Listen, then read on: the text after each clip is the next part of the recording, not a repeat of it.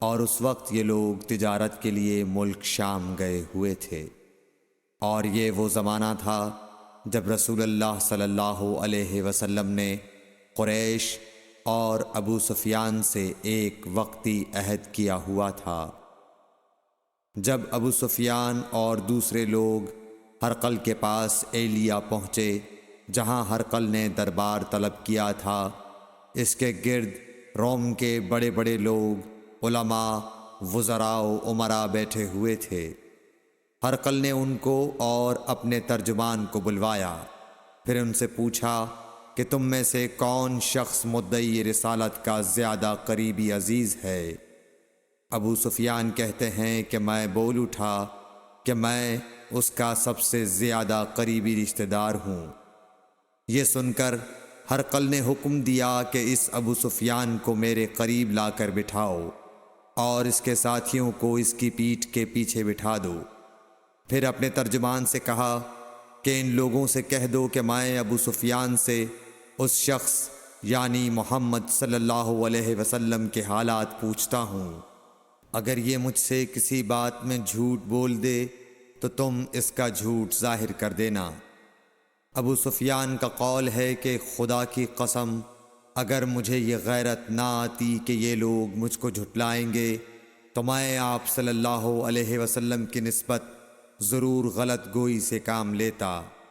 خیر، پہلی بات جو ہرقل نے مجھ سے پوچھی وہ یہ کہ اس شخص کا خاندان تم لوگوں میں کیسا ہے؟ میں نے کہا وہ تو بڑے اونچے عالی نسب والے ہیں۔ کہنے لگا اس سے پہلے بھی کسی نے تم لوگوں میں ایسی بات کہی تھی؟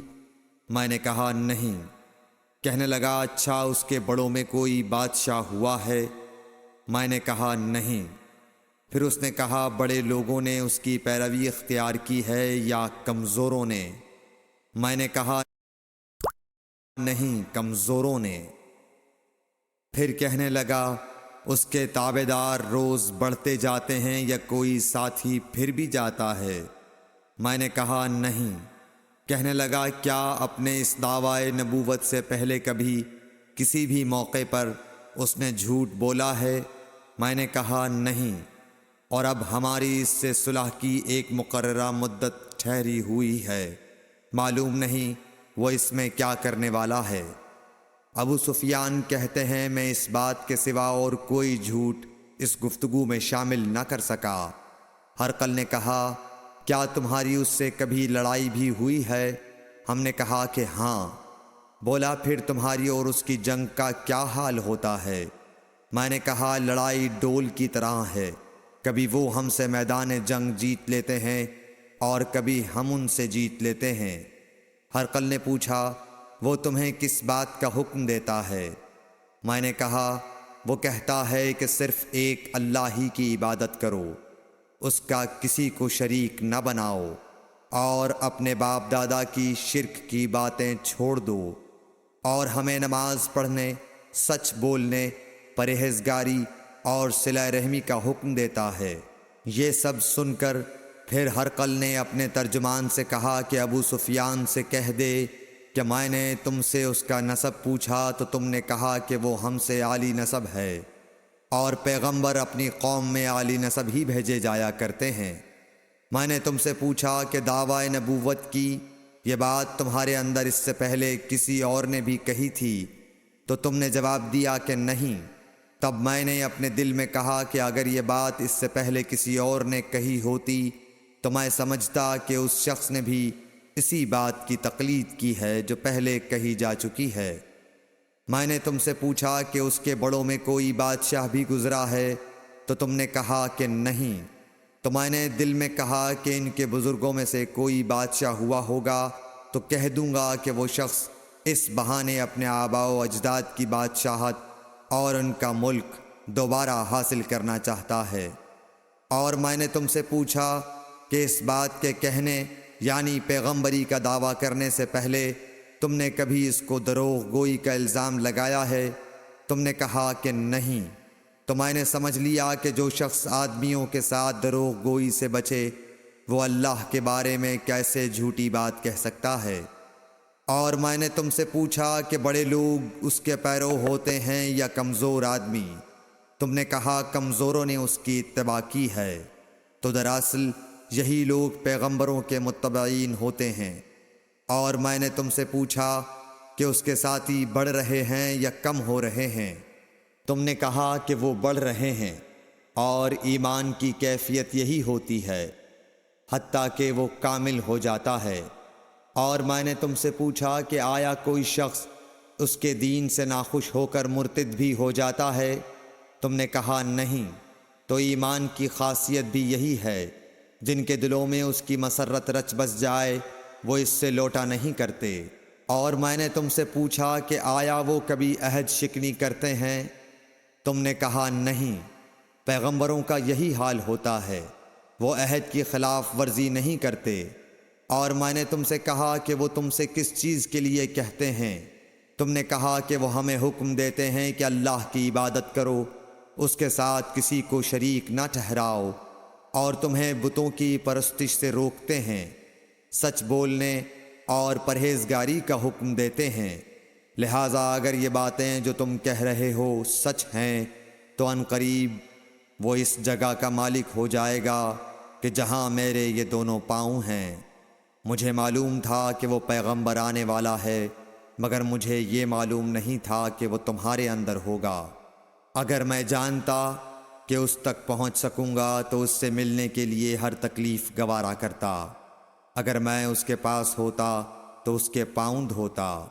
ہرقل نے رسول اللہ صلی اللہ علیہ وسلم کا وہ خط منگایا جو آپ نے وحیہ کلبی رضی اللہ تعالیٰ عنہ کے ذریعے حاکم بصرہ کے پاس بھیجا تھا، اور اس نے وہ ہرقل کے پاس بھیج دیا تھا۔ پھر اس کو پڑھا تو اس میں لکھا تھا، اللہ کے نام کے ساتھ جو نہایت مہربان اور رحم والا ہے۔ اللہ کے بندے اور اس کے پیغمبر محمد صلی اللہ علیہ وسلم کی طرف سے یہ خط ہے شاہ روم کے لیے۔ اس شخص پر سلام ہو جو ہدایت کی پیروی کرے۔ اس کے بعد میں آپ کے سامنے دعوت اسلام پیش کرتا ہوں۔ اگر آپ اسلام لے آئیں گے تو دین و دنیا میں سلامتی نصیب ہوگی، اللہ آپ کو دوہرا ثواب دے گا۔ اور اگر آپ میری دعوت سے روگردانی کریں گے تو آپ کی رعایا کا گناہ بھی آپ ہی پر ہوگا۔ اور اے اہل کتاب، ایک ایسی بات پر آ جاؤ جو ہمارے اور تمہارے درمیان یکساں ہے، وہ یہ کہ ہم اللہ کے سوا کسی کی عبادت نہ کریں اور کسی کو اس کا شریک نہ ٹھہرائیں، اور نہ ہم میں سے کوئی کسی کو خدا کے سوا اپنا رب بنائے۔ پھر اگر وہ اہل کتاب اس کتاب سے منہ پھیر لیں تو مسلمانوں، تم ان سے کہہ دو کہ تم مانو یا نہ مانو، ہم ایک خدا کے اطاعت گزار ہیں۔ ابو سفیان کہتے ہیں، جب ہرقل نے جو کچھ کہنا تھا کہہ دیا اور خط پڑھ کر فارغ ہوا تو اس کے ارد گرد بہت شور و غوغا ہوا، بہت سی آوازیں اٹھیں اور ہمیں باہر نکال دیا گیا۔ تب میں نے اپنے ساتھیوں سے کہا کہ ابو کبشہ کے بیٹے حضرت صلی اللہ علیہ وسلم کا معاملہ تو بہت بڑھ گیا۔ دیکھو تو اس سے بنی اصفر روم کا بادشاہ بھی ڈرتا ہے۔ مجھے اس وقت سے اس بات کا یقین ہو گیا کہ حضور صلی اللہ علیہ وسلم ان قریب غالب ہو کر رہیں گے، حتیٰ کہ اللہ نے مجھے مسلمان کر دیا۔ راوی کا بیان ہے کہ ابن ناطور ایلیا کا حاکم ہرقل کا مصاحب اور شام کے نصارہ کا لاٹ پادری بیان کرتا تھا کہ ہرقل جب ایلیا آیا ایک دن صبح کو پریشان اٹھا تو اس کے درباریوں نے دریافت کیا کہ آج ہم آپ کی حالت بدلی ہوئی پاتے ہیں، کیا وجہ ہے؟ ابن ناطور کا بیان ہے کہ ہرقل نجومی تھا، علم نجوم میں وہ پوری مہارت رکھتا تھا۔ اس نے اپنے ہم نشینوں کو بتایا کہ میں نے آج رات ستاروں پر نظر ڈالی تو دیکھا کہ ختنہ کرنے والوں کا بادشاہ ہمارے ملک پر غالب آ گیا ہے۔ بھلا اس زمانے میں کون لوگ ختنہ کرتے ہیں؟ انہوں نے کہا کہ یہود کے سوا کوئی ختنہ نہیں کرتا، سو ان کی وجہ سے پریشان نہ ہوں۔ سلطنت کے تمام شہروں میں یہ حکم لکھ بھیجیے کہ وہاں جتنے یہودی ہوں سب قتل کر دیے جائیں۔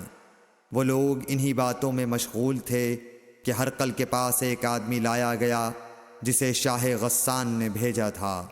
اس نے رسول اللہ صلی اللہ علیہ وسلم کے حالات بیان کیے۔ جب ہرقل نے سارے حالات سن لیے تو کہا کہ جا کر دیکھو وہ ختنہ کیے ہوئے ہے یا نہیں۔ انہوں نے اسے دیکھا تو بتلایا کہ وہ ختنہ کیا ہوا ہے۔ ہرقل نے جب اس شخص سے عرب کے بارے میں پوچھا تو اس نے بتلایا کہ وہ ختنہ کرتے ہیں۔ تب ہرقل نے کہا کہ یہی محمد صلی اللہ علیہ وسلم اس امت کے بادشاہ ہیں جو پیدا ہو چکے ہیں۔ پھر اس نے اپنے ایک دوست کو رومیہ خط لکھا اور وہ بھی علم نجوم میں ہرقل کی طرح ماہر تھا۔ پھر وہاں سے ہرقل حمص چلا گیا۔ ابھی حمص سے نکلا نہیں تھا کہ اس کے دوست کا خط اس کے جواب میں آ گیا۔ اس کی رائے بھی حضور صلی اللہ علیہ وسلم کے ظہور کے بارے میں ہرقل کے موافق تھی کہ محمد صلی اللہ علیہ وسلم واقعی پیغمبر ہیں۔ اس کے بعد ہرقل نے روم کے بڑے آدمیوں کو اپنے حمص کے محل میں طلب کیا اور اس کے حکم سے محل کے دروازے بند کر لیے گئے۔ پھر وہ اپنے خاص محل سے باہر آیا اور کہا، اے روم والو، کیا ہدایت اور کامیابی میں کچھ حصہ تمہارے لیے بھی ہے؟ اگر تم اپنی سلطنت کی بقا چاہتے ہو تو پھر اس نبی صلی اللہ علیہ وسلم کی بیعت کر لو اور مسلمان ہو جاؤ۔ یہ سننا تھا کہ پھر لوگ وحشی گدھوں کی طرح دروازوں کی طرف دوڑے مگر انہیں بند پایا۔ آخر جب ہرقل نے اس بات سے ان کی یہ نفرت دیکھی اور ان کے ایمان لانے سے مایوس ہو گیا تو کہنے لگا کہ ان لوگوں کو میرے پاس لاؤ۔ جب وہ دوبارہ آئے تو اس نے کہا، میں نے جو بات کہی تھی اس سے تمہاری دینی پختگی کی آزمائش مقصود تھی، سو وہ میں نے دیکھ لی۔ تب یہ بات سن کر وہ سب کے سب اس کے سامنے سجدے میں گر پڑے اور اس سے خوش ہو گئے۔ بالآخر ہرقل کی آخری حالت یہی رہی۔ صحیح بخاری حدیث نمبر 7۔